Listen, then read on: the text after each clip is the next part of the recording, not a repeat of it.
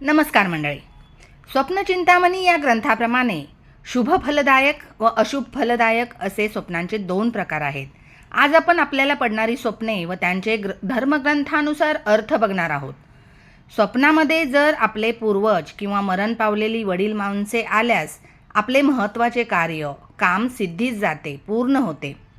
स्वप्नामध्ये जर पिशाच्य पाहिले तर कार्याचा नाश होतो, काम होत नाही. मरण पावलेल्या मनुष्याबरोबर आपण बोलत आहोत असे जर स्वप्न बघितले तर आपली प्रसिद्धी होते.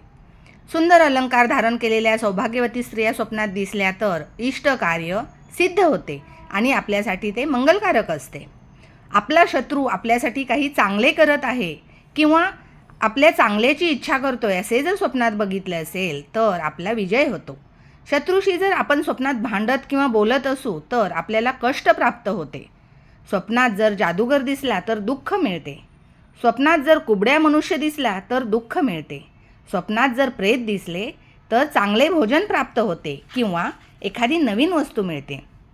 नदी किंवा समुद्रात पोहताना स्वतःला बघितले, तसेच आपण आकाशात तरंगतोय किंवा ग्रह, नक्षत्र, सूर्यमंडळ, चंद्रमंडळ, मंदिर, राजवाडा, मद्यपान, दही भाताचे भोजन, पांढरे वस्त्र, श्वेतग्रंथ, राणे, अलंकार हे स्वप्नात पाहिले असता कार्यसिद्धी होते.